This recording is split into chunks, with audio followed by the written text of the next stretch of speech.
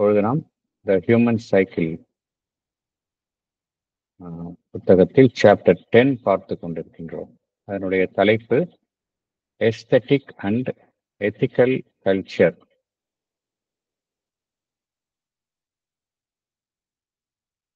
Aesthetic என்றால் இந்த கலை, அழகுணர்ச்சி இதெல்லாம் சம்பந்தப்பட்ட விஷயங்கள்.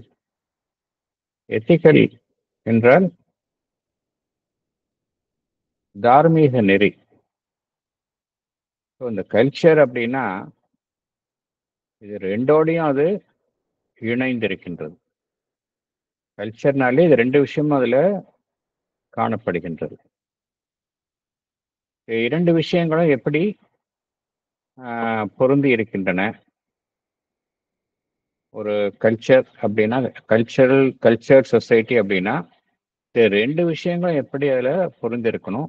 இல்லை ஒரு கல்ச்சர்ட் மேன் அப்படின்னா அவனிடம் எப்படி இந்த எஸ்தட்டிக் ஆஸ்பெக்ட் இருக்கு, எப்படி எத்திக்கல் ஆஸ்பெக்ட் இருக்கணும்? இது பற்றி தான் பகவான் இங்க விளக்குகின்றார்.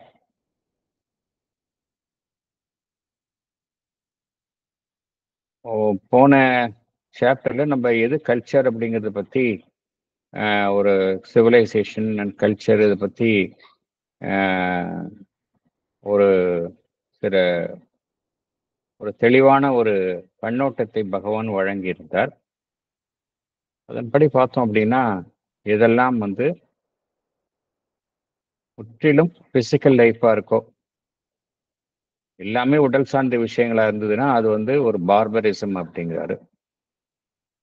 அதே போல எவையெல்லாம் வெறும் பொருளாதார சம்பந்தப்பட்ட வாழ்வா இருக்கின்றதோ, குரூட் எக்கனாமிக் லைஃப், அதுவும் பார்த்தோம் அப்படின்னா அதுவும் அக்லியர் பார்பரிசம் அப்படிங்கிறாரு. இதெல்லாம் பகவான் ஒரு புதிய விளக்கத்தை தருகின்றார். நாம் நினைத்து கொண்டிருக்கும் விளக்கம் வேறு. பகவான் இங்க வேறொரு விளக்கத்தை தருகின்றார்.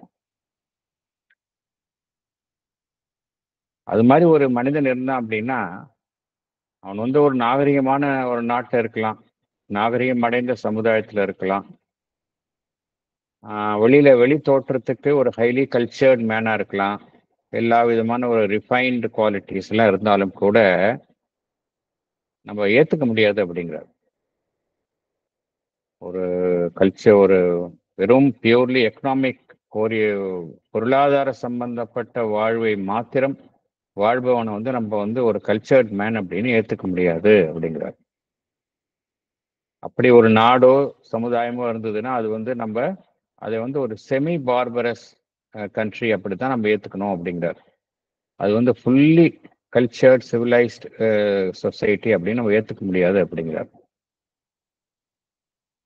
ஒரு நாடு விஞ்ஞானத்துல முன்னேறி இருக்கலாம், கலையில முன்னேறி இருக்கலாம், ஆனா அதனுடைய எதனால் எந்த அடிப்படை அம்சங்களால் வழிநடத்தப்படுகின்றது என்றால் வெறும் பிராணமயம் சார்ந்த விஷயங்கள், வெறும் கமர்ஷியல் ஆஸ்பெக்ட்ஸு எல்லாமே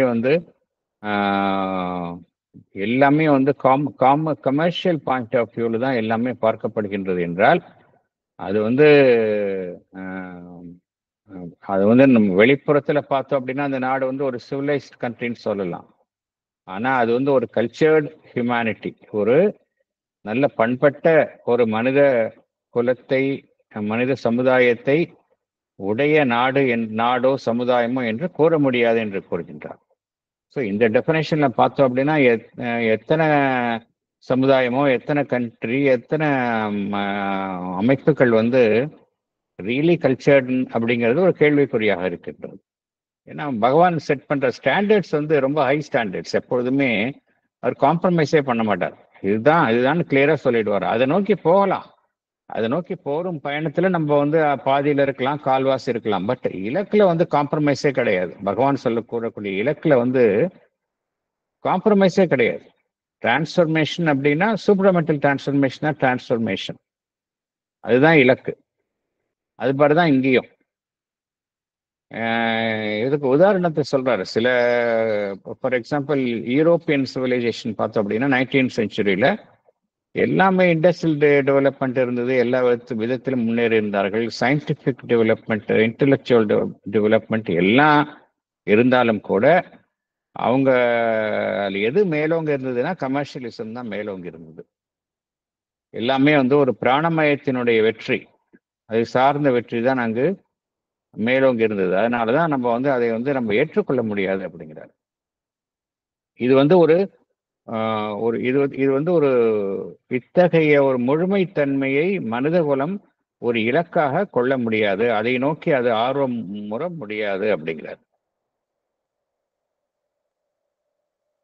என்ன காரணம் அப்படின்னா பகவான் என்ன சொல்றாரு, இந்த ஐரோப்பிய நாகரிகத்தை ஒப்பிட்டு என்ன சொல்றாரு, இதோ இந்த இந்த 19th செஞ்சுரி 18th செஞ்சுரி ஐரோப்பிய நாகரிகம் வந்து வெளிப்புறத்துல நன்றாக முன்னேறிந்தாலும் கூட அதை நம்ம வந்து ஒரு பண்டைய கிரேக்க நாடோ இல்லை பண்டைய இத்தாலிய நாடோ பண்டைய இந்தியா உன்னுடைய கலாச்சாரத்தினும் ஒப்பிடும் பொழுது இது வந்து கல்ச்சர் ஒரு நல்ல பண்பட்ட சமுதாயம் என்று நம்மால ஏற்றுக்கொள்ள முடியாது. அது ஒரு இன்ஃபீரியர் அப்படிங்கிறார்.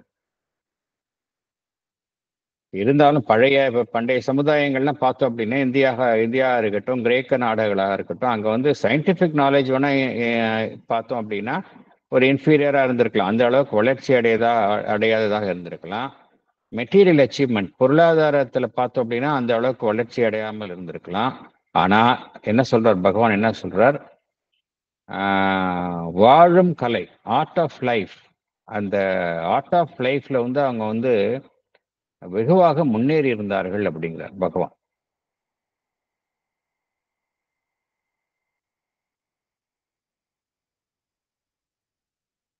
இன்னொரு கருத்தையும் பகவான் குறிப்பிடுகின்றார். ஒரு சாதாரண வாழ்வை வாழ்கின்றோம், மனம் சார்ந்த வாழ்கின்றோம், எல்லாமே நம்ம கிட்ட இருக்கிறதெல்லாம் சாதாரணமான விஷயங்களாக இருக்கின்றது. சாதாரணமான ஒரு ஒரு கஸ்டமரி ஐடியாஸ்னா என்ன, தொன்று தொட்டு எந்த எண்ணங்களை நாம் சிந்தித்து வருகின்றோமோ அதை ஒட்டியே சிந்திப்பது, ஆவரேஜ் ஃபீலிங்ஸு, அதே போல இதெல்லாம் நம்முடைய விருப்பு வெறுப்புகள், இதெல்லாம் வந்து நம்மளுடைய சூழ்நிலைகளால் நம் மீது சூழ்நிலைகள் நம்முள் ஏற்படுத்தக்கூடியவை. இத்தகைய மனிதர்கள் வந்து பார்த்தோம் அப்படின்னா அவங்களுடைய மைண்ட் வந்து ஃப்ரீயா இல்லை, கண்டிஷன்டு பை த என்வாயரன்மெண்ட். அதே போல எல்லாமே வந்து புலன்களை அடிப்படையாக கொண்ட வாழ்வு, எல்லாமே புலன்களை அடிப்படையாக கொண்ட வாழ்வு, ஒரு பண்படாத நிலையில செயல்படுவது, ஒரு அழகுணர்ச்சி சற்றும் இல்லாதது, இதெல்லாம் பார்த்தோம் அப்படின்னா இத்தகைய அம்சங்கள்லாம் வந்து ஒரு சரியான கலாச்சாரம் என்பதற்கு புறம்பானவை அப்படிங்கிறார். இதெல்லாம் ஐடியல் கல்ச்சர் இல்லை அப்படிங்கிறார். ஒரு மனிதனை எடுத்துக்கொண்டால் அவன் வந்து ஒரு நாகரிகமான வாழ்வை வாழும், அதாவது நாகரிகமான ஒரு வாழ்வை வந்து வெளிப்புறத்திலிருந்து பார்க்கும் பொழுது அத்தகைய வாழ்வை அவன் வாழலாம். அவனுக்கு எல்லா விதமான மெட்டீரியல் கம்ஃபர்ட்ஸ் எல்லாம் இருக்கலாம், அவனுடைய தேவைகள் எல்லாமே பூர்த்தி செய்யப்படலாம். இருந்தாலும் பார்த்தோம் அப்படின்னா அவனை வந்து நம்ம ஒரு வளர்ச்சி அடைந்த மனிதன், கல்ச்சர்ட் ஹியூமன் பீயிங் அப்படிங்கிற ஒரு வகையில நம்மளால வந்து ஏற்றுக்கொள்ள முடியாது அப்படிங்கிறார். ஈவன் அப்படிப்பட்ட ஒரு சமுதாயம் வந்து வெளிப்புறத்துல பார்த்தோம் அப்படின்னா நன்று ஒழுங்கு அமைக்கப்பட்டதாகவும் நல்ல துடிப்புடன் செயல்படும் சமுதாயமாக இருந்தாலும், வெற்றிகரமாக செயல்படும் சமுதாயமானதாலும் சரி, ஈவன் மத ரீதியாக ஒரு நன்றாக ஒழுங்கமைக்கப்பட்டுள்ள மதம் மற்றும் தார்மீக நெறியை ஒட்டி செயல்படும் சமுதாயம் இருந்தாலும் அந்த சமுதாயம் எல்லாம் வந்து நம்ம வந்து ஒரு நாகரிகம் அடைந்த சமுதாயம் என்று ஏற்றுக்கொள்ள முடியாது அப்படிங்கிறார். என்ன காரணம் அப்படின்னா அத்தகைய சமுதாயங்கள் வந்து இன்ஃபீரியரா தான் இருக்கும் அப்படிங்கிறார். அதாவது அது வந்து மனம் சார்ந்த வாழ்வுல கீழ்நிலையில தான் இருக்கும் அப்படிங்கிறார். மனம் சார்ந்த வாழ்வை வாழ்ந்தாலும் கூட அது வந்து ஒரு கீழ்த்தளத்தில் இருந்துதான் வாழ்ந்து கொண்டிருக்கும். ஒரு உயர் அம்சங்கள், மனிதன்கிட்டே இருக்கக்கூடிய ஒரு உயர் அம்சங்களால் வழிநடத்தப்படாத ஒரு சமுதாயமாகத்தான் இருக்கும். எல்லாமே வந்து ஒரு பண்படாத ஒரு கீழ் நிலையில் இருக்கக்கூடிய அம்சங்களால் தான் அது வழிநடத்தப்படும் சமுதாயமாக இருக்கும் அப்படிங்கிறார்.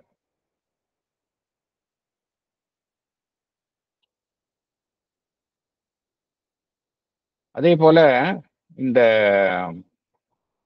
இது வந்து ஒரு சிறை போன்ற அமைப்பாக செயல்படும். ஒரு மனிதனை வந்து ஒரு சிறை போன்ற அமைப்பிற்குள் கட்டுப்படுத்தும் ஒரு அமைப்பாகத்தான் செயல்படும். இதிலிருந்து ஒரு மனிதன் வந்து பகுதியாக அவன் அந்த ஒளிக்கு தன்னை திறவாக வைத்துக் கொண்டால் மாத்திரம் பத்தாது, முழுமையாக தன்னை திறவாக வைத்துக் கொள்ளணும். அப்பதான் வந்து அந்த ரியல் சேஞ்ச் அந்த மனிதன் கிட்ட ஏற்படும் அப்படிங்கிறார் பகவான்.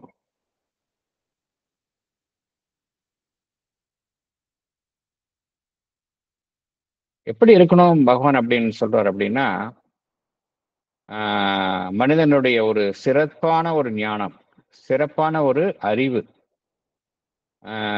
ஒரு பண்படுத்தப்பட்ட அந்த ஈஸ்தட்டிக் சென்ஸ், அழகுணர்ச்சி,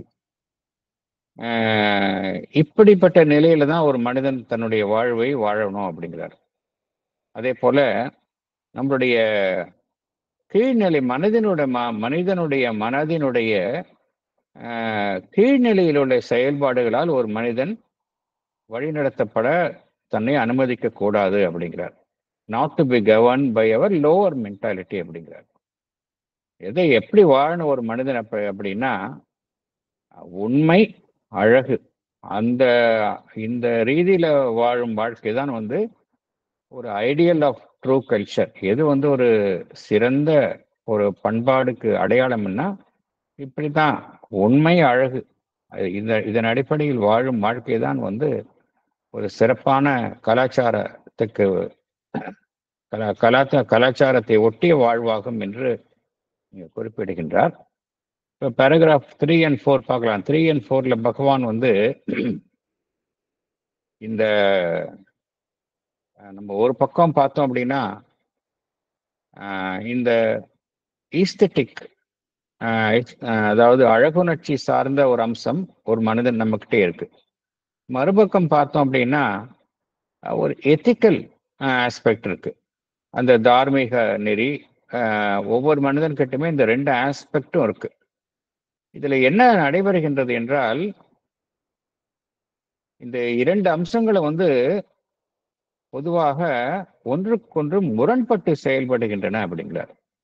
இது 2ம் வந்து அவையவைக்குள்ளே சிறப்பான முறையில தான் செயல்படணுமே ஒழிய, இது 2ம் வந்து பார்த்தோம் அப்படின்னா ஒரு மனிதன் கிட்ட முரண்பட்டு செயல்படுகின்றது அப்படிங்கிறார். ஏன் முரண்பட்டு செயல்படுகின்றது, அதை எப்படி நம்ம வந்து ரிசால்வ் பண்ணணும், அது பற்றி தான் பகவான் பேராகிராஃப் 3 and 4 அதுல வந்து விளக்குகின்றார். பேராகிராஃப் 3க்கு உள்ள போகலாம். The Human Cycle, Chapter 10, Aesthetic and Ethical Culture, Paragraph 3.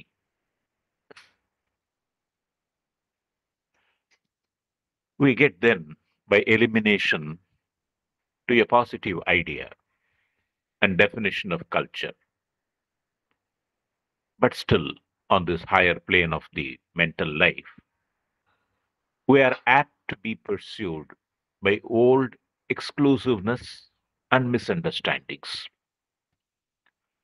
We see that in the past there seems often to have been a quarrel between culture and conduct.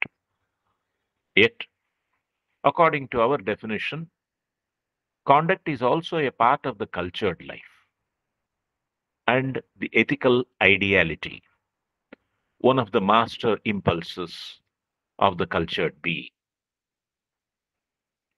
The opposition, which puts on one side the pursuit of ideas and knowledge and beauty, and calls that culture, and on the other the pursuit of character and conduct, and exalts that as the moral life must start evidently from an imperfect view of human possibility and perfection.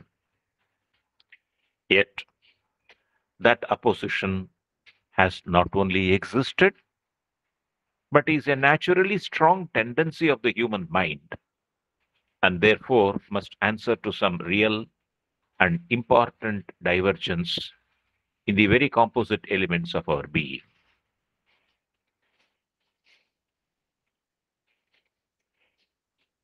It is the opposition which Arnold drew between Hebraism, and Hellenism, the trend of the Jewish nation, which gave us the severe ethical religion of the Old Testament, crude, conventional, and barbarous enough in the Mosaic law, but rising to undeniable heights of moral exaltation when to the law were added the prophets, and finally exceeding itself and blossoming into a fine flower of spirituality in Judaic Christianity.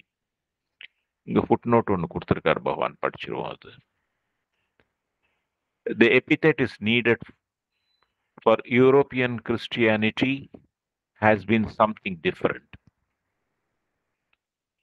Even at its best of another temperament, Latinized, Greecized,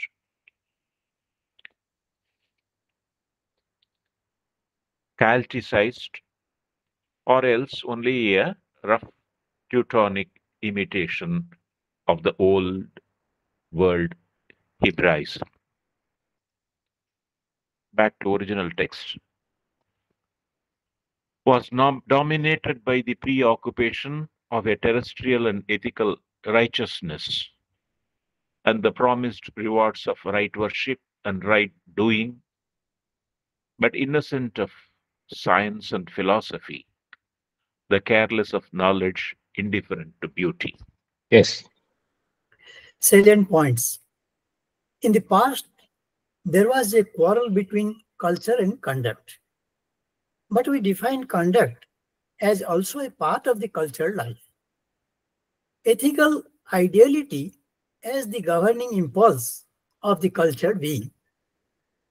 This conflict is due to an imperfect view of human possibility and perfection. This opposition is the cause of some real and important divergence in the very composite elements of our being. It is the opposition which Matthew Arnold, English poet, drew between Hebraism, that is associated with the Hebrew Bible, Old Testament, insisting on morality, obedience to rules, and Hellenism, that is Greek thought, that gave priority to knowledge and the pursuit of beauty. Next, the Old Testament was dominated by the preoccupation of a terrestrial and ethical righteousness. It rewarded right worship and right doing, but was innocent of science and philosophy, indifferent to beauty. Thank you, sir. டைகாட்டமியா பார்க்குறோம். Aesthetic ஆஸ்பெக்டுக்கும் ethical ஆஸ்பெக்டுக்கும். இந்த dichotomy even European கண்ட்ரீஸ்ல இருந்தது அப்படிங்கிறார் பகவான். இப்போ நம்ம இந்த டைகாட்டமி நம்மளுடைய ஏன்ஷியன்ட் இந்தியன் கல்ச்சர்ல பார்த்தோம்னா பார்க்க முடியாது. அங்க வந்து ரெண்டுமே வந்து ஒரு சேர இருந்தன. பார்த்தோம் அப்படின்னா அவ்வளவு எஸ்தெட்டிக் ஆஸ்பெக்ட்ஸும் இருந்தது, அதே சமயம் எத்திக்கல் ஆஸ்பெக்ட்ஸும் ஒரு சேர இருந்தன. அதுதான் அந்த பியூட்டி ஆஃப் அந்த ஏன்ஷியன் சிவிலைசேஷன். பகவான் ஏற்கனவே சொல்லியிருந்தார் இல்லையா, அந்த ancient civilisation of India, Italy, Greek அப்படின்னு சொல்லியிருந்தார். இதில் ரெண்டுமே இருக்கிறத பார்க்கலாம். நம்ம இந்தியன் இதில் நம்மளுடைய ஏன்ஷியன் சிவிலைசேஷனில் எஸ்தெட்டிக் ஆஸ்பெக்டும் இருக்கும், எத்திக்கல் ஆஸ்பெக்டும் ரெண்டுமே இருக்கும். ரெண்டும் ஒன்னோட ஒன்று கான்ஃப்ளிக்டே இல்லாதபடி பொருந்து இருப்பதை நம்ம பார்க்கலாம்.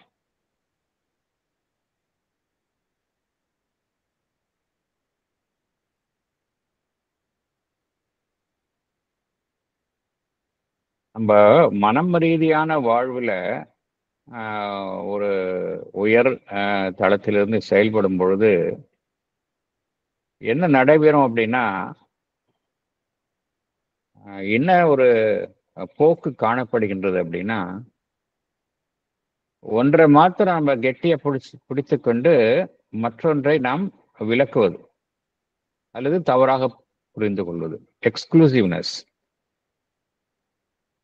ஒரு விஷயத்தை மாத்திரம் நம்ம பிடித்துக் கொள்வது, அதுதான் சரி அப்படின்னு நினைக்கிறது. இன்னொரு விஷயத்தை நம்ம வந்து விளக்குவது, இந்த ஓல்ட் எக்ஸ்க்ளூசிவ்னஸ் அப்படிங்கிறது. இது ஈவன் மனம் சார்ந்த வாழ்வை வாழும் தற்காலிக மனிதனும் கூட அவர் உயரும் மனதினுடைய உயர்தளத்தில் அவன் வாழ்ந்தாலும் கூட இத்தகைய அம்சங்கள் அவனுடைய மனம் சார்ந்த செயல்பாடுகளில் காணப்படுகின்றன. கடந்த காலத்தை பார்த்தோம் அப்படின்னா பகவான் இங்க என்ன கூறுகின்றார்?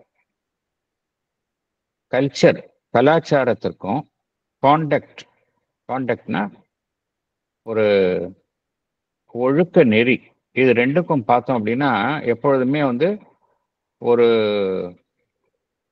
கான்ஃப்ளிக்ட், ஒரு முரண்பாடு இருந்து கொண்டே இருந்தது அப்படிங்கிற.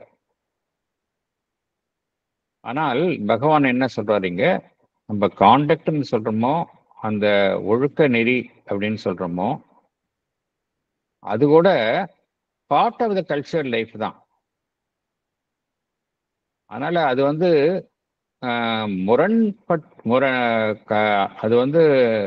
அந்த எஸ்தட்டிக் இதுலேருந்து முரண்படணும் அப்படிங்கிறது அவசியம் கிடையாது.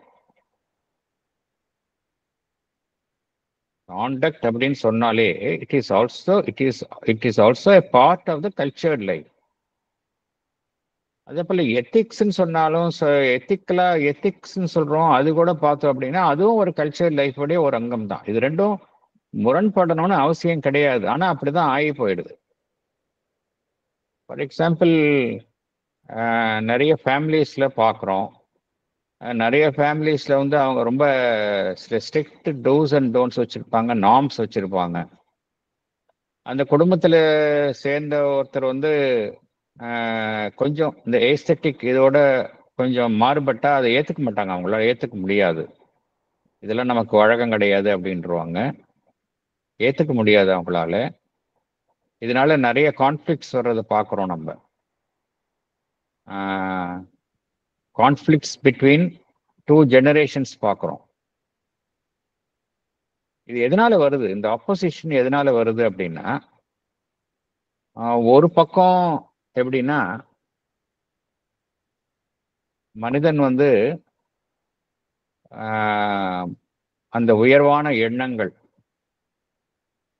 அறிவு, அழகு, இதையெல்லாம் அவன் தன்னுள் வளர்க்க விரும்புகின்றான். அதே சமயம் தன்னுடைய அந்த ஒழுக்க நெறிகள், கேரக்டர் அண்ட் கான்டக்ட், இதையும் அதே சமயம் உயர்வான முறையில் பின்பற்ற விரும்புகின்றான்.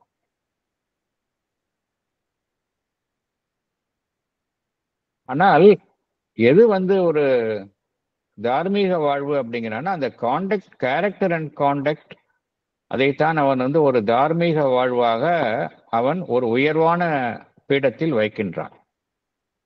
இது தப்பு அப்படிங்கிறார் பகவான். அது மாதிரி நினைக்க வேண்டிய அவசியம் கிடையாது. அது என்ன காரணத்தினால இத்தகைய ஒரு தவறான கண்ணோட்டம் மனிதன் கிட்ட இருக்கு அப்படின்னா, மனிதன் கிட்ட இருக்கக்கூடிய பாசிபிலிட்டி பார்த்தோம் அப்படின்னா அது இன்ஃபினிட் பாசிபிலிட்டி. மனுஷன் கிட்ட பாசிபிலிட்டிஸ் மனிதன் பார்த்தோம் அப்படின்னா its creation of the divine. There is an indwelling divine in each human being. அதனால்தான் அந்த மனிதன் கிட்ட இருக்கிற பாசிபிலிட்டியும் பார்த்தோம் அப்படின்னா அது இம்மென்ஸ் பொட்டென்ஷியல் ஒவ்வொரு மனிதன் கிட்டையும் இருக்கு. அதே போல அந்த பாசிபிலிட்டிஸும் ஒரு மனிதன் தன்னிலிருந்து வெளிப்படுத்தணும். அதே போல ஒரு மனிதன் அந்த ஒரு பூரணத்துவத்தையும் தன்னுடைய ஒட்டுமொத்த ஜீவன்ல அடையணும். இது குறித்த ஒரு சரியான புரிதல் இல்லை அப்படிங்கிறார். பகவான் என்ன சொல்றாரு? சரியான புரிதல் இல்லை அப்படிங்கிறார். ஒன்றை எட்டும் பொழுது மற்றொன்று பாதிக்கும் அப்படிங்கிற ஒரு தவறான எண்ணம், சிந்தனை மனிதனிடத்தில் காணப்படுகின்றது அப்படிங்கிறார். Imperfect of human possibility and perfection அப்படிங்கிறார். இந்த கலை, எஸ்தட்டிக் சென்ஸ் இதெல்லாம் பார்த்தோம் அப்படின்னா ஹியூமன் பாசிபிலிட்டிஸை, அவங்ககிட்ட இருக்கிற பாசிபிலிட்டிஸை தான் வெளியே கொண்டு வருது. இன்னொரு பக்கம் அந்த காண்டக்ட் அண்ட் கேரக்டர் வந்து மனுஷனை வந்து பர்ஃபெக்ஷனுக்கு நோக்கி செல்லுது. இது ரெண்டையும் நம்ம சரியா புரிஞ்சுக்கணும் அப்படிங்கிறார். புரிஞ்சுக்கல அப்படின்னா கான்ஃபிளிக்ட் தான் வரும் அப்படிங்கிறார்.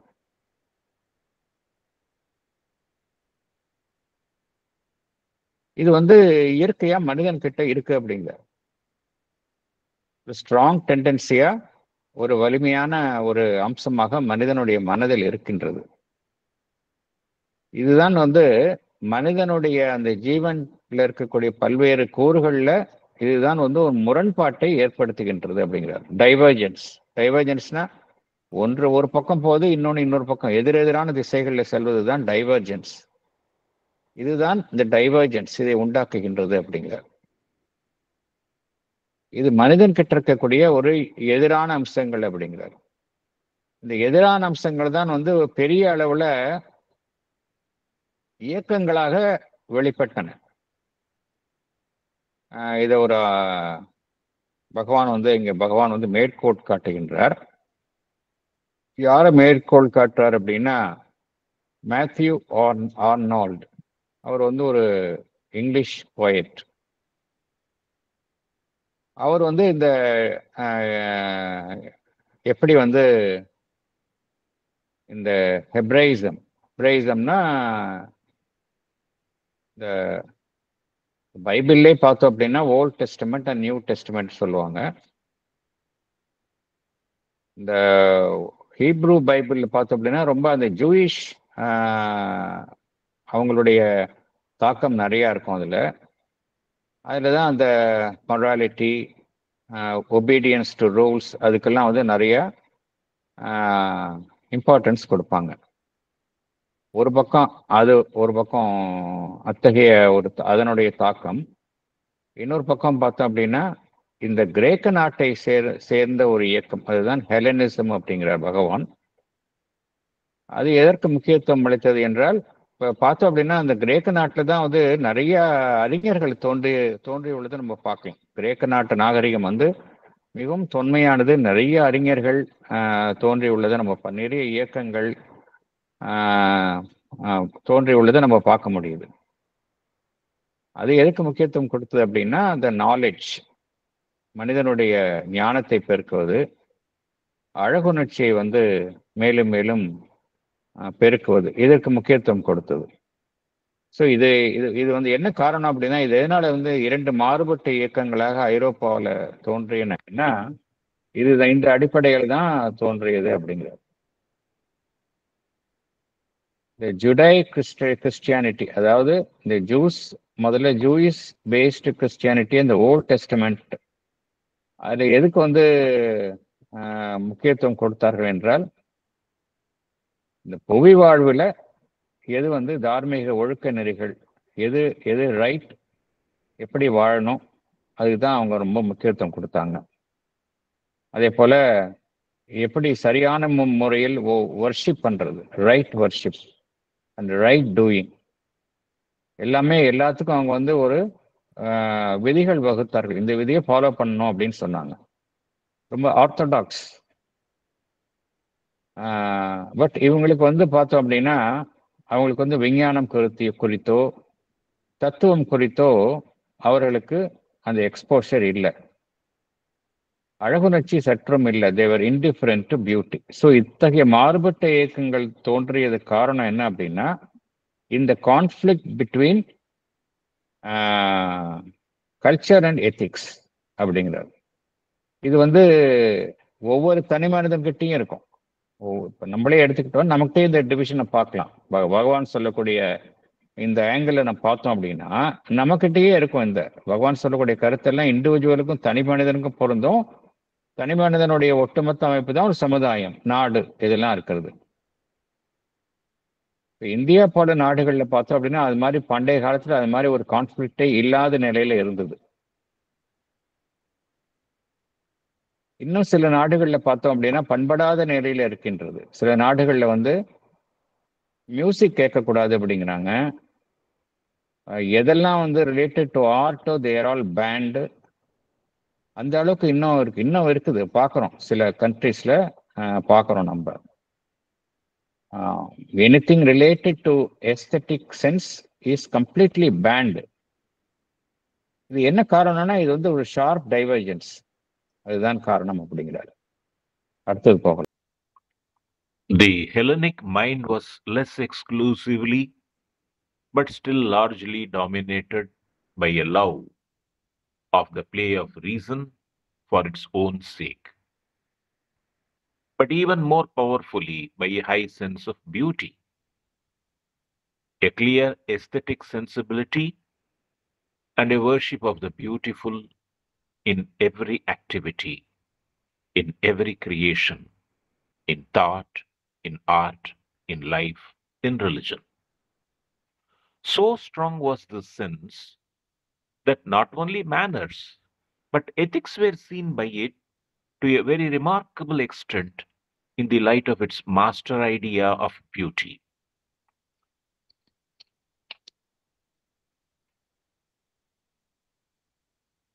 The good was to its instinct largely the becoming and the beautiful. In philosophy itself, it succeeded in arriving at the conception of the divine as beauty, a truth which the metaphysician very readily misses and impoverishes his thought by missing it. But still, striking as is this great historical contrast, and powerful as were its results on European culture, we have to go beyond its outward manifestation if we would understand in its source this psychological opposition. Thank you, sir. Salient points. The Hellenic, that is Greek, Hellenic mind was dominated by a love of the play of reason and a high sense of beauty and a clear aesthetic sensibility. Ethics were seen by it in the light of its master idea of beauty. Good was the becoming and the beautiful. Greek philosophy succeeded in arriving at the conception of the divine as beauty. The results of this contrast on European culture was powerful. We must understand the psychological opposition in its source, going beyond its outward. இந்த கிரேக்க நாகரிகத்துல பார்த்தோம் அப்படின்னா Hellenic mind அப்படிங்கிறாரு. கிரேக்க நாகரிகம் தான் பார்த்தோம் அப்படின்னா பெரிய பெரிய பெயிண்டர்ஸ் எல்லாம் சரி, இந்த Michelangelo, Leonardo da Vinci, இவங்கெல்லாம் அந்த அந்த நாகரிகத்தினால தாக்கத்துல வந்தவங்க தான். ஹெலனிக் மைண்ட் இது வந்து பார்த்தோம் அப்படின்னா நிறைய தத்துவ ஞானிகள் அந்த இதுலேருந்து வந்தாங்க. நிறைய அரிஸ்டாட்டல், சாக்ரட்டிஸ் இது மாதிரி இவங்கெல்லாம் நம்ம பார்க்குறோம் வந்தாங்க. இவங்கெல்லாம் அந்த அறிவை பிரதானமாக கொண்டு செயல்பட்டார்கள், தத்துவ ஞானிகளாக இருந்தார்கள். பட் இதோட எது அங்க ஒரு டாமினண்டா அங்க இருந்தது அப்படின்னா ஹை சென்ஸ் ஆஃப் பியூட்டி அப்படிங்கிறார் பகவான். ஹை சென்ஸ் ஆஃப் பியூட்டி இருந்தது அப்படிங்கிறார். ஒரு கிளியர் எஸ்தட்டிக் சென்சிபிலிட்டி, அதாவது ஒரு நல்ல ஒரு அழகுணர்ச்சி அங்க இருந்தது அப்படிங்கிறார். எவையெல்லாம் அழகாக இருந்ததோ அதையெல்லாம் வந்து அங்கு அவர்கள் வழிபட்டார்கள் அப்படிங்கிறார். Worship of the beautiful in every activity அப்படிங்கிறார். In every creation, in thought, in art, in life, in religion அப்படிங்கிறார். நிறைய ஒற்றுமைகளை பார்க்கலாம். நம்மளுடைய இந்திய கலாச்சாரத்திற்கும் கிரேக்க நாட்டினுடைய கலாச்சாரத்திற்கும் நிறைய ஒற்றுமைகளை பார்க்கலாம். அங்கேயும் நிறைய அந்த கிரீக்ல பார்த்தோம் அப்படின்னு நிறைய காட்ஸ் உண்டு, அதுல நிறைய ஒற்றுமைகளை பார்க்கலாம். இதை பகவான் வந்து இங்க ஹைலைட் பண்றார். அழகை வந்து அவர்கள் வந்து வழிபட்டார்கள் அப்படிங்கிறது அங்கே பகவான் கூறுகின்றார்.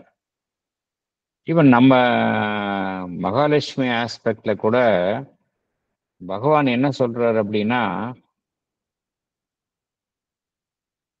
இந்த வறட்டுத்தனமா இருக்கிறது ஒரு எதுலையுமே ஒரு வறண்டத்தனம் வந்து மகாலட்சுமி ஆஸ்பெக்டுக்கு முற்றிலும் புறம்பானது அப்படிங்கிறார்.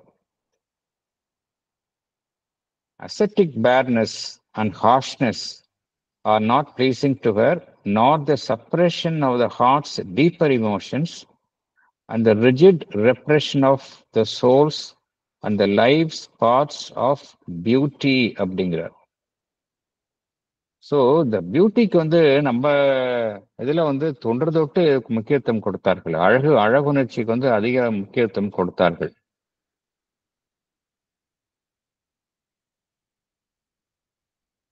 இதுல ஈவன் கிரேக்க நாட்டில் என்ன சொல்றாரு, எல்லா கலைகள், வாழ்வு, ரிலிஜன், இதுல எல்லாமே அந்த அழகுணர்ச்சி வந்து காணப்பட்டது அப்படிங்கிறார். ஈவன் ஒரு மனிதனுடைய எத்திக்ஸ் கூட அங்க எப்படி காணப்பட்டது என்றால், இந்த அழகுணர்ச்சி என்கின்ற எண்ணத்தினுடைய பின்னணியில தான் ஈவன் ஒரு மனிதனுடைய தார்மீக நெறிகள் கூட அங்கு காணப்பட்டன அப்படிங்கிறார். So strong was the sense that not only manners but ethics were seen by it to a very remarkable extent in the light of its master idea of beauty அப்படிங்கிறார்.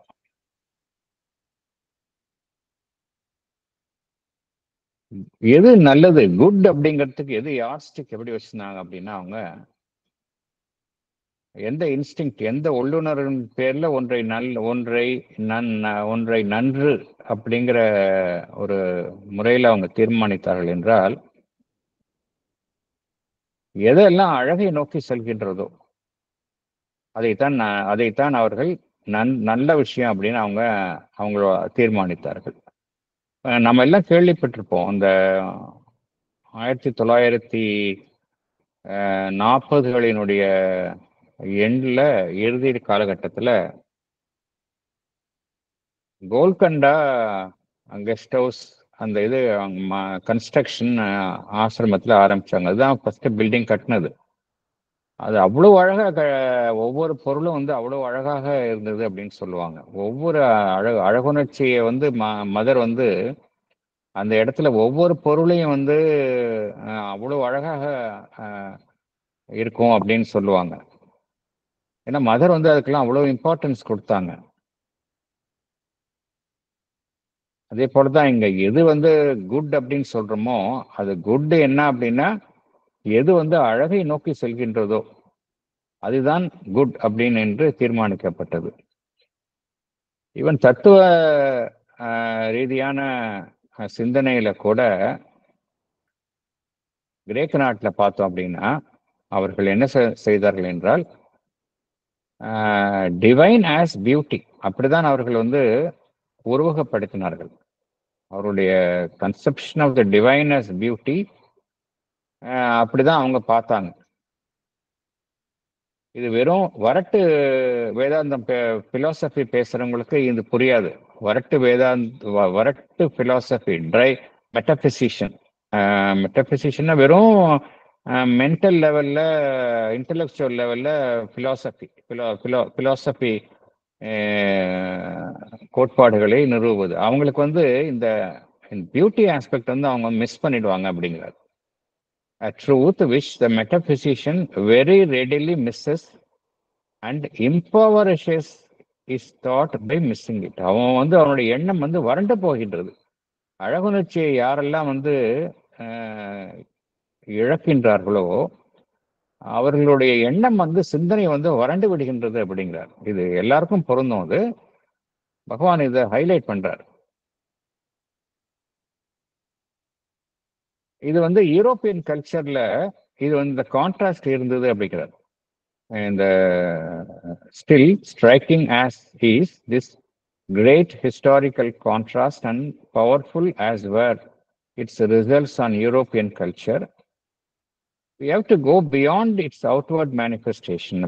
If you would understand in its source, the psychological, இதை தாண்டி இதனுடைய source என்ன, ஏன் இது மாதிரி conflict வருது அப்படிங்கிறத நம்ம அதனுடைய மூலத்துக்கு சென்று நம்ம அதை பார்க்கணும் அப்படிங்கிறார் பகவான். அடுத்த செய்யலாம் நம்ம. Paragraph 4. The conflict arises from that sort of triangular disposition of the higher or more subtle mentality, which we have already had occasion to indicate. There is in our mentality a side of will, conduct, character, which creates the ethical man. There is another side of sensibility to the beautiful, understanding beauty in no narrow or hyper-artistic sense, which creates the artistic and aesthetic man. Therefore, there can be such a thing as a predominantly or even exclusively ethical culture. There can be too, evidently, a predominantly or even exclusively aesthetic culture. There are at once created two conflicting ideals which must naturally stand opposed and look askance at each other with a mutual distrust or even reprobation. The aesthetic man tends to be impatient of the ethical rule. He feels it to be a barrier to his aesthetic freedom and an oppression on the play of his artistic sense and his artistic faculty. He is naturally hedonistic. For beauty and delight are inseparable powers, and the ethical rule tramples on pleasure, even very often on quite innocent pleasures, and tries to put a straight waistcoat on the human impulse to delight. படிங்க madam. Salient point.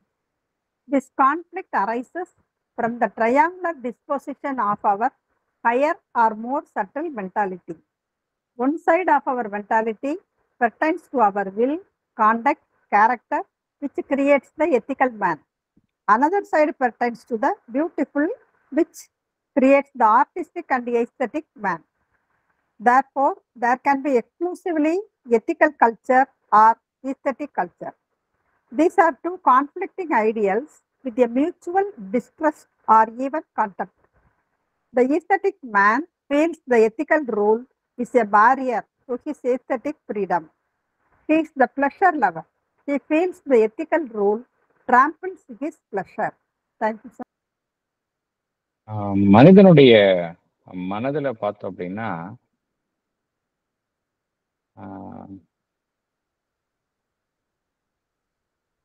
ஒரு 3 விதமான நிலை triangular disposition இருக்கு அப்படிங்கிறார்.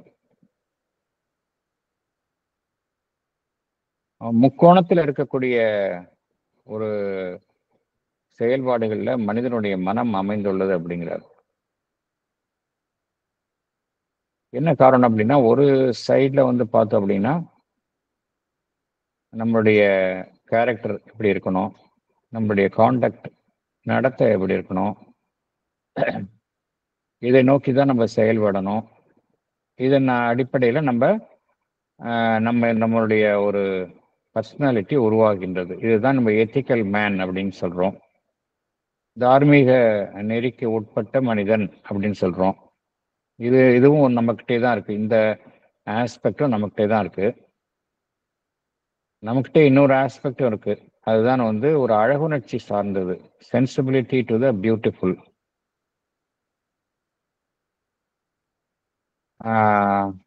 இது வந்து அழகுணர்ச்சியை வந்து நம்ம வந்து ஒரு விசாலமான பார்வையில பார்ப்பது. ஒரு குறுகிய பார்வையில பார்ப்பதை வந்து நம்ம அழகுணர்ச்சின்னு சொல்ல முடியாது. ஒரு விசாலமான பார்வையில பார்ப்பது, அதைத்தான் இங்க பகவான் சொல்லுகின்றார். நாட் இன் நேரோ ஆர் ஹைப்பர் ஆர்டிஸ்டிக் சென்ஸ். விசாலமான பார்வையில எல்லாத்தையும் பார்ப்பது, அதுதான் வந்து ஒரு அழகுணர்ச்சி உடைய மனிதன் என்பவனை உருவாக்குகின்றது. ஆர்டிஸ்டிக், கலை நயம் மிக்க அல்லது அழகுணர்ச்சி உடைய ஒரு மனிதன் அவனை உருவாக்குகின்றது. Artistic and aesthetic man.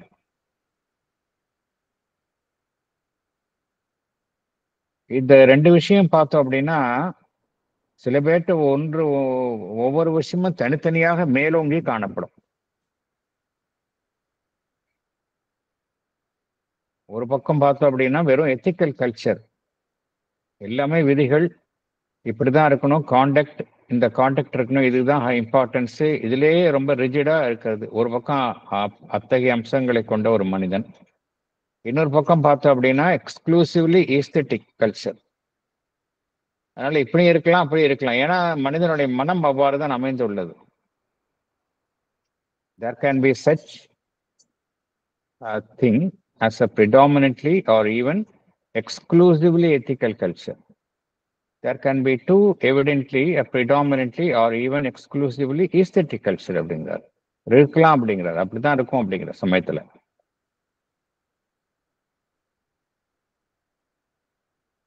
இதுல என்ன ஆகுது அப்படின்னா, ரெண்டு கான்ஃபிளிக்டிங் ஐடியல்ஸ், ஒன்றுடன் ஒன்று முரண்பட்ட குறிக்கோள்கள் இங்கு உருவாக்கப்படுகின்றன,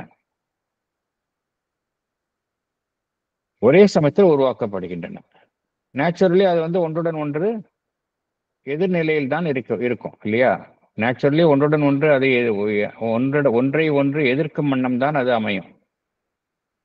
ஒன்றை ஒன்று அது ஒரு கல்ச்சர்ட் மேன் என்ன திங்க் பண்ணுவான், ஒரு ஈஸ்தட்டிக், ஒரு அழகுணர்ச்சி உடைய மனிதன் வந்து, ஒரு தார்மீக நெறியை மாத்திரம் பின்பற்றக்கூடிய மனிதன் வந்து, அழகுணர்ச்சி இதெல்லாம் நம்பி இருக்கிறவங்க வந்து என்ன லைஃப் ஒரு லீட் பண்றாங்க,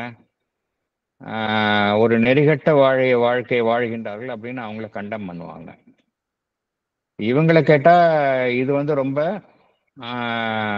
ஒரு சுதந்திரம் இல்லாத ஒரு வாழ்க்கையை வாழ்கின்றார்கள், எதற்குமே சுதந்திரம் இல்லை, மகிழ்ச்சி என்பது இங்கு நிராகரிக்கப்படுகின்றது என்று அவர்கள் சொல்லுவாங்க. அதனாலதான் வந்து பகவான் என்ன சொல்றார், look askance at each other with a mutual distress or even reprobation அப்படிங்கிறார். ரெப்ரபேஷன்னா ஒன்றை ஒன்று கண்டம் பண்றது, இது சரியில்லை, நான் அது சரியில்லைன்னு சொல்றது, இது அது சரியில்லைன்னு சொல்றது.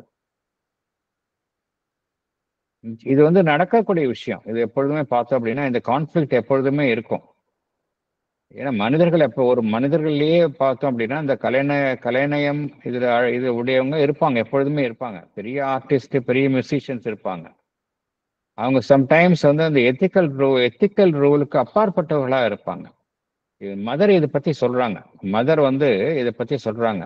இது மாதிரி இருக்கு, பெரிய ஒரு ஆர்டிஸ்ட், பெரிய போயட்ஸு, லிட்ரரி ஃபிகர்ஸ்லாம் பார்த்தோம் அப்படின்னா நம்மளுடைய யார்ட்ஸ்டிக் அந்த மொராலிட்டிக்கு அதுக்கு வந்து அதுலேருந்து மாறுபட்டவர்களாக தான் இருப்பாங்க அப்படிங்கிறாங்க. மதர் சொல்றாங்க, இதை கன்ஃபார்ம் பண்றாங்க.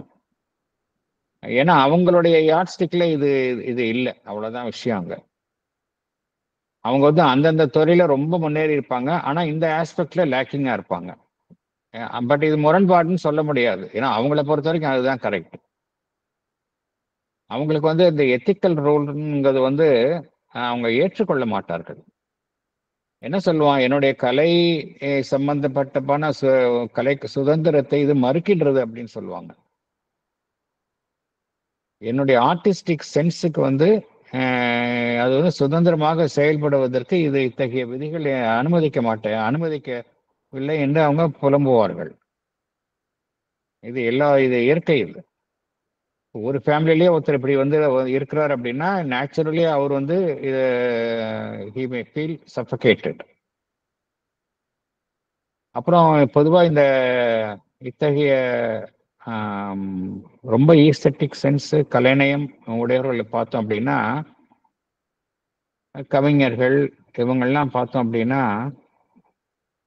எப்பொழுதுமே மகிழ்ச்சியையும் குதூகலத்தையும் நாடுபவர்களாக இருப்பார்கள். அதான் பகவான் என்ன சொல்றார், he is naturally hedonistic அப்படிங்கிறார். pleasure seeking, அதான் hedonismனா என்ன அர்த்தம், pleasure seeking. இப்போ நம்ம எவ்வளோ இதர் பார்த்துருக்கோம், நிறைய இவங்க எல்லாம் மியூசிஷியன்ஸு, கவிஞர்கள், இவங்கெல்லாம் பார்த்தோம் அப்படின்னா லைஃப் பார்க்கறது பார்த்தோம் அப்படின்னா ரொம்ப இதாக இருக்கும். வாழ்வினுடைய மேம்போக்கான சந்தோஷங்கள் அதில் ரொம்ப அப்படியே ரொம்ப அதிலே மூழ்கி இருப்பார்கள். என்ன காரணம், பகவான் அதற்கு ஒரு காரணத்தை சொல்றார். வெளியிலேருந்து பார்க்கறதுக்கு அவங்களுடைய லைஃப் வந்து ஒரு முறையான லைஃபா இல்லாத மாதிரி தோணும். அது ஒரு காரணம் சொல்றார் பகவான். என்ன காரணம்னா, the beauty and delight are inseparable powers அப்படிங்கிறார். அழகுணர்ச்சியும் சரி ஆனந்தமும் சரி பிரிக்க முடியாது அப்படிங்கிறார். ஃபார் பியூட்டி, பிகாஸ் அதனால தான் அவங்க வந்து ப்ளஷர் சீக்கிங்காக இருப்பாங்க. எல்லாத்துலேயும் பியூட்டி பார்ப்பாங்க, they will also seek pleasure. இது நேச்சுரலி ஹெடனிஸ்டிக் அப்படிங்கிறார். For beauty and delight are inseparable powers அப்படிங்கிறார். இங்க வந்து நம்ம வந்து அந்த மாரல் ரூலை கொண்டு வந்தோம் அப்படின்னா அது வந்து அவங்களை அமுக்கும். எத்திக்கல் ரூல் ட்ராம்பிள்ஸ் ஆன் பிளஷர் அப்படிங்கிறது இது வந்து அவங்களுடைய கண்ணோட்டத்தில் இருக்கும். ஈவன் இன்னோசன்ட் பிளஷர்ஸ் அது கூட இத்தகைய விதிகள் வந்து கட்டுப்படுத்தும், அதை வந்து அமுக்கி வைக்கும் அப்படிங்கிறார். And tries to put a strait waistcoat on the human impulse to delight. ஒரு எல்லாத்துக்கும் ஒரு இறுகிய சட்டம் போட்டு இறுகிய கவசத்துக்குள்ள இது பண்ணக்கூடாது அப்படின்னு ஒரு மனிதனை வந்து கட்டுப்படுத்தினா நேச்சுரலி அவனுக்கு கிடைக்கக்கூடிய சின்ன சின்ன சந்தோஷங்கள் கூட அவனால் அனுபவிக்க முடியாது. ஸோ இத்தகைய முரண்பாடுகள் ஏற்படும் அப்படிங்கிறார்.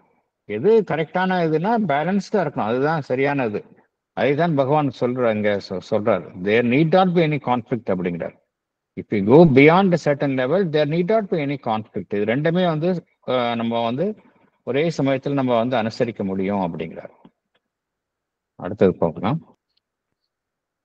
He may accept the ethical rule when it makes itself beautiful, or even sees on it as one of his instruments for creating beauty. But only when he can subordinate it to the aesthetic principle of his nature, just as he is often drawn to religion by its side of beauty, pomp, magnificent, ritual, emotional satisfaction, repose or poetic ideality and aspiration. We might almost say by the hedonistic aspects of religion. Even when fully accepted, it is not for their own sake that he accepts them. The ethical man repays this natural repulsion with interest. He tends to distrust art and the aesthetic sense as something lax and emollient, something in its nature undisciplined, and by its attractive appeals to the passions and emotions, destructive of a high and strict self-control. He sees that it is hedonistic, and he finds that the hedonistic impulse is non-moral and often immoral. It is difficult for him to see how the indulgence of the aesthetic impulse beyond a very narrow and carefully guarded limit can be combined with a strict ethical life. He evolves the Puritan who objects to pleasure on principle, not only in his extremes, and a predominant impulse tends to become absorbing and leads towards extremes. But in the core of his temperament, he remains fundamentally the Puritan. The misunderstanding between these two sides of our nature is an inevitable circumstance of our human growth, which must try them to their fullest separate possibilities and experiment in extremes in order that it may understand the whole range of its capacities. He may accept the ethical rule only when it serves his aesthetic principle in his nature. He may be drawn by the hedonistic, that is, pleasure-seeking aspects of religion. The ethical man tends to distrust art and the aesthetic sense as something loose, lacking in high standards. He sees it as non-moral and immoral. He cannot understand how aesthetic sense can be combined with a strict ethical life. In the core of his temperament, he remains fundamentally a Puritan. These two opposing sides must be exploited to the fullest possibilities so that our nature may understand the whole range of its capacities. Purely aesthetic sense உடையவங்க வந்து பார்த்தோம் அப்படின்னா அவங்க வந்து ethical ரோலை அவங்க ஏற்றுக்கொண்டாலும் கூட எப்போ ஏற்றுக்கொள்வார்கள் என்றால் அது வந்து அவர்களுடைய வாழ்விற்கு அழகூட்டுவதாக இருக்கும் பட்சத்தில் அவர்கள் ஏற்றுக்கொள்வார்கள். ஒரு அழகுணர்ச்சியை ஒரு அழகு என்கின்ற அம்சத்திற்கு அது உதவும் பட்சத்தில், அது வந்து கருவியாக இருந்து உதவும் பட்சத்தில் அவர்கள் ஏற்றுக்கொள்வார்கள். ஆனா அவர்கள் வந்து எது அதுல அவர்களிடம் மேலோங்கி இருக்கும் அப்படின்னா அந்த ஈஸ்தட்டிக் பிரின்சிபிள் தான், அந்த விதி தான் அவர்களுடைய இயல்பு வந்து மேலோங்கி இருக்கும். அதற்கு உடன்பட்டு தான் அந்த எத்திக்கல் ஆஸ்பெக்ட் வந்து இருக்கும். அந்த ஒரு நிலையில தான் அவங்க வந்து இவர்கள் ஏற்றுக்கொள்வார்கள். இத்தகைய மனிதர்கள் என்ன கூறுகின்றார் பகவான்? சில சமயம் மதத்தின் பாலும் அவர்கள் ஈர்க்கப்படுவார்கள் அப்படிங்கிறார். எதனால் மதத்தினுடைய எந்த அம்சத்தினால் அவர்கள் ஈர்க்கப்படுவார்னா அங்கேயும் இருக்கக்கூடிய ஒரு அழகுணர்ச்சி, அதனால்தான் மதத்தின் பால் அவர்கள் ஈர்க்கப்படுவார்கள். மதத்தில் இருக்கக்கூடிய ஒரு அழகு, ஒரு பாம்ப்னு என்ன அர்த்தம்? எல்லாமே வந்து ஒரு எல்லாத்தையும் ஒரு கிராண்ட் ஸ்கேல்ல பண்றது, பாம்ப்னு அதான் அர்த்தம்.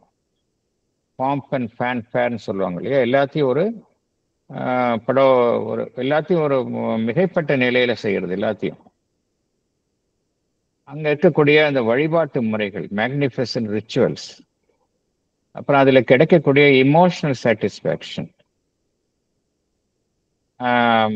இங்க ரிலிஜன்ல இருக்கக்கூடிய அந்த பொயட்டிக் ஐடியாலிட்டி அப்படிங்கிறது.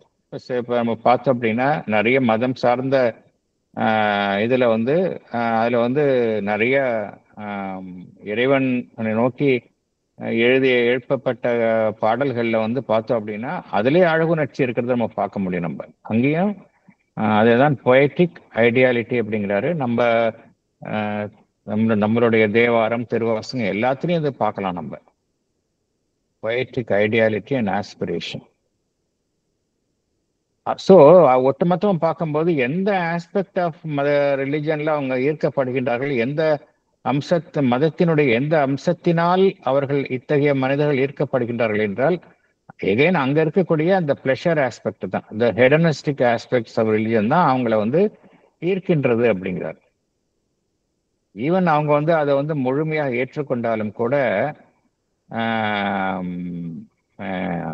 அதுக்காக மாத்திரம் இல்லை, அவங்க வந்து எதுக்காக ஏற்றுக்கொள்கின்றார்கள் என்றால் அதில் இருக்கிற அழகுணர்ச்சிக்காகத்தான் அவர்கள் ஏற்றுக்கொள்கின்றார்கள்.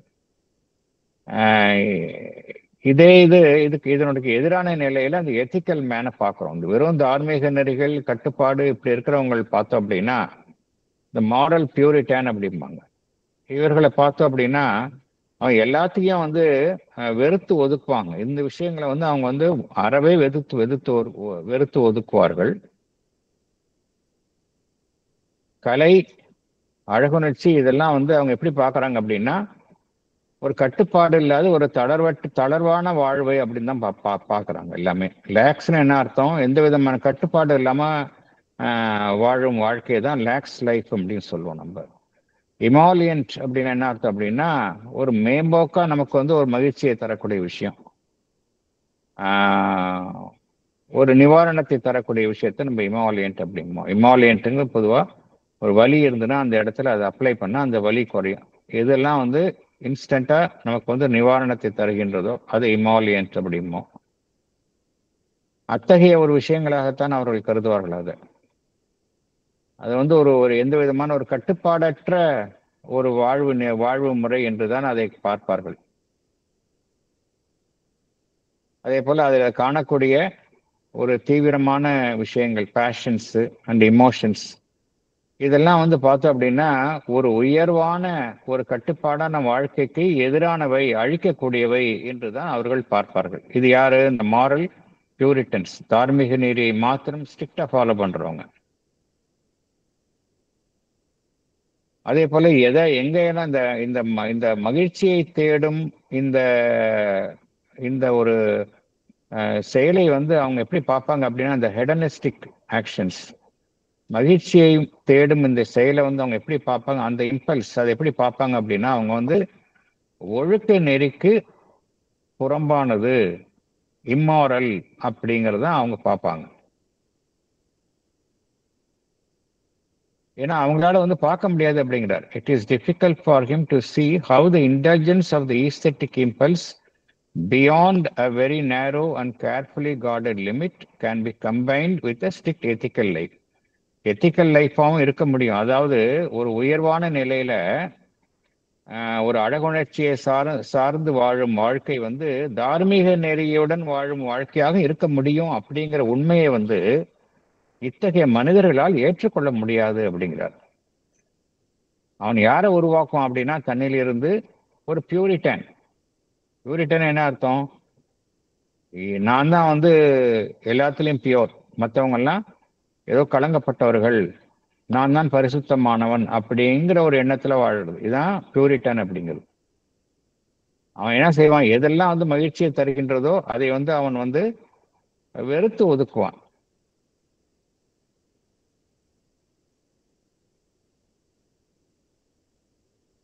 ஃபண்டமெண்டலா பார்த்தோம் அப்படின்னா அவன் வந்து ஒரு பியூரிட்டனா தான் இருப்பாங்க. பகவான் என்ன சொல்றாரு? இந்த misunderstanding between two sides of our nature, நம்ம கிட்ட இருக்கிற இந்த நேச்சர் வந்து, இந்த இரண்டு அம்சங்களும் வந்து நம்மளுடைய இயல்பிலேயே இருக்கின்றன. இரண்டு பக்கங்களும் நம்மகிட்டயே நம்மிடையே இருக்கின்றன. நம்ம இப்ப உற்று கவனிச்சா இந்த ரெண்டு அம்சங்கள் இருக்கிறத பார்க்கலாம். ஆனா இத நம்ம ஒரு ஒன்றுடன் ஒன்று முரண்பட்ட விஷயங்களாக நம்ம அணுகுவதற்கு பதிலாக பகவான் இங்க அதுக்கு சொல்யூஷனை கொடுக்கிறார். The misunderstanding between these two sides of our nature is an inevitable circumstance of our human growth. இது தவிர்க்க முடியாது ஒரு நம்மளுடைய வளர்ச்சியில, which must try them to their fullest separate possibilities and experiment in extremes in order that it may understand the whole range of its capacities. நம்ம என்ன செய்யணும் அப்படிங்கிறாரு? இதனுடைய சிறப்பான அம்சத்தையும் நம்ம பார்க்கணும், உச்சகட்ட நிலையை போய் அதையும் பார்க்கணும், ஒரு அழகுணர்ச்சியினுடைய சிறப்பான அம்சத்தையும் பார்க்கணும், எத்திக்கல் ஆஸ்பெக்டினுடைய சிறப்பான அம்சத்தையும் பார்த்து அது மூலமா நம்மளுடைய நேச்சரினுடைய முழு இயல்பை தான் நம்ம கண்டறியணுமே தவிர இது ரெண்டுமே முரண்பட்ட நிலைகளாக நம்ம பார்க்கணும்னு அவசியம் கிடையாது. இது ரெண்டுமே நம்ம அதனுடைய சிறப்பான அம்சங்கள்ல நம்மளுடைய இயல்புல உள்ளடக்கி ஒன்றுடன் ஒன்று ஒத்துசைவுடன் நம்ம வந்து இணக்கமாக இரண்டையும் நம்முள்ளேயே கொண்டிருக்க செய்ய முடியும் என்று பகவான் குறிப்பிடுகின்றார். இந்த இந்த இந்த இது பார்த்தோம் அப்படின்னா இதை பத்தி மதர் நிறைய பேசியிருக்கிறாங்க. ஏன்னா அவங்க வந்து பார்த்தோம் அப்படின்னா ஒரு ரிஜிட் மாரலிஸ்டிக் பியூரிட்டானிசம் அப்படிங்கிறத வந்து ஆன்மீக வாழ்விற்கு அவங்க வந்து வலியுறுத்தவே கிடையாது. அவங்க சொல்ற இந்த ஆன்மீக வாழ்வினுடைய மொராலிட்டி வந்து கன்வென்ஷனல் மொராலிட்டியை கடந்து இருப்பது. இது மதர் என்ன சொல்றாங்கிறத தெளிவா புரிஞ்சுக்கணும். இதெல்லாம் படிக்கிறப்ப மதரோட என்ன சொல்றாங்கிறது தெளிவா புரிஞ்சுக்கணும். எது வந்து உண்மையான ஸ்பிரிச்சுவல் ப்ராக்ரஸ் அப்படின்னா, நம்மள மனதினால் நம்ம உருவாக்கப்பட்ட மென்டல் ரூல்ஸ் இல்லை இந்த சோசியல் நார்ம்ஸ் இதெல்லாம் கடந்து செல்வதுதான் வந்து இந்த ட்ரூ ஸ்பிரிச்சுவல் ப்ராக்ரஸ் அப்படிங்கிறார். ஏன்னா இந்த மொராலிட்டி அப்படிங்கிறது, மாரல் பியூரிட்டனிசம் அப்படிங்கிறது ரொம்ப ரிலேட்டிவ் வேல்யூ தான் இருக்கும். சாதாரண வாழ்வுல தான் வந்து அதுக்கு ரொம்ப ரிலேட்டிவ் வேல்யூ. ஸ்பிரிச்சுவல் லைஃப்ல வந்து we should be guided by a higher truth and law. அதை ரொம்ப தெளிவா புரிஞ்சுக்கணும். இதெல்லாம் படிக்கும் பொழுது நம்ம ரிலேட்டிவ் என்ன நமக்கு வந்து அப்ளிகபிளா என்னன்னு புரிஞ்சுக்கணும்.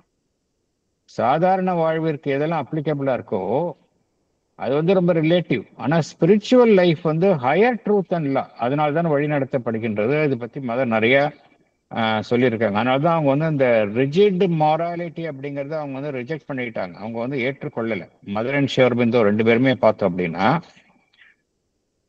இந்த லிமிட்டேஷன்ஸ் நம்ம தாண்டி செல்வது தான் வந்து ரியல் ஸ்பிரிச்சுவல். நம்ம எதோட இணைந்து கொள்ளணும் அப்படின்னா ஒரு பிரபஞ்சம் தழுவிய உண்மை, ஒரு deeper and more universal truth, அதோட தான் லிங்க் பண்ணிக்கிறமே ஒழிய ஒரு ரிஜிட் மாராலிட்டி இதோட லிங்க் பண்ணிக்க கூடாது அப்படிங்கிறாங்க. அதே போல இந்த சோசியல் மாராலிட்டி அப்படிங்கிறதையும் நம்ம கடந்து செல்லணும் அப்படிங்கிறாங்க அவங்க. ஏன் அங்க கடந்து செல்லணும் அப்படின்னா என்ன அர்த்தம் அப்படின்னா, அவங்க மதர் என்ன சொல்றாங்க அப்படின்னா, கடந்து செல்லணும் அப்படின்னா தரிகட்டு போகணும்னு சொல்லல. நீங்க வந்து இந்த சோசியல் லாஸ் இதை விட ஸ்பிரிச்சுவல் லாக்கு நீங்க டிவைன் லா, அதுக்கு தான் நம்ம வந்து கட்டுப்படணும் அப்படிங்கிறாங்க. அதுதான் வந்து higher and more rigorous in standard, not the social லா.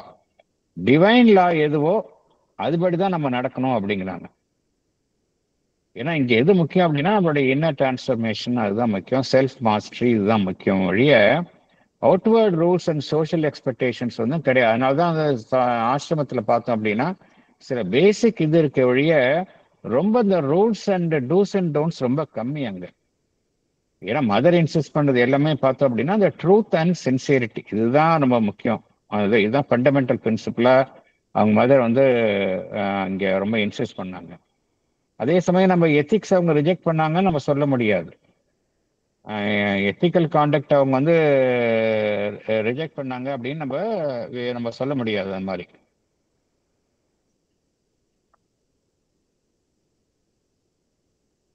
அப்புறம் இன்னொன்னு ஒன்று சொல்றாங்க, மதர் என்ன சொல்றாங்க, அதுக்காக வந்து நிறைய பேர் வந்த புதுசுல பார்த்தோம் அப்படின்னா ஆசிரமத்துக்கு வந்த புதுசுல அந்த காலகட்டத்தில் பகவான் வந்து எதையுமே இன்சிஸ்ட் பண்ணல அப்படிங்கிறதுக்காக கொஞ்சம் நம்ம இஷ்டப்படி இருக்கலாம் அப்படின்னு அவங்க அப்படிங்கிற ஒரு போக்குல இருந்தாங்க. அது மதர் என்ன சொன்னாங்க, உங்களுக்கு அது மாதிரி அத்தகைய விதிகளை வந்து நீங்க முற்றிலும் புறக்கணிக்க முடியாது unless you submit yourself to higher law அப்படிங்கிறாங்க. நீங்க அதோட ஒரு உயர்வான விதிக்கு உங்களை இணக்கமாக நீங்க அதுக்கு உட்படுத்திக்காம ஆல்ரெடி இருக்கக்கூடிய விதிகளை நீங்க அதுக்காக நிராகரிக்க முடியாது அப்படிங்கிறாங்க. நீங்க ஒன்றை நிராகரிக்கணும் அப்படின்னா அதை விட உயர்வான விஷயத்துக்கு தான் நீங்க வந்து அதை பின்பற்றினா இதை நிராகரிக்கலாம், அதர்வைஸ் நீங்க பண்ணக்கூடாது அப்படிங்கிறாங்க. You can break the moral rules only when you observe the divine law அப்படிங்கிறாங்க. அதனால இந்த கருத்துக்கள் வந்து இங்க, ஏன்னா இந்த மாரல் பியூரிட்டானிசம் அப்படிங்கிறத மதர் அண்ட் ஸ்ரீ அரபிந்தோ எப்பொழுதுமே வந்து இன்சிஸ்ட் பண்ணது கிடையாது. அதே சமயத்துல என்ன புரிஞ்சுக்கணும் அப்படின்னா அவங்க வந்து தே இன்சிஸ்ட் ஹையர் லா, அதுதான் அங்க புரிஞ்சுக்கணும். அதுக்காக வந்து அவங்க வந்து இஷ்டப்படி இருக்குன்னு சொல்லலை, but they insist that one should follow higher spiritual law. So இந்த கான்டெக்ட்ல ரொம்ப ரெலவெண்டா இருக்கும். இதை நம்ம உள்ள வாங்கிக்கணும். வேற ஏதாவது கருத்துக்கள் இருந்தால் பகிர்ந்து கொள்ளலாம், அதர்வைஸ் வி கேன் க்ளோஸ்.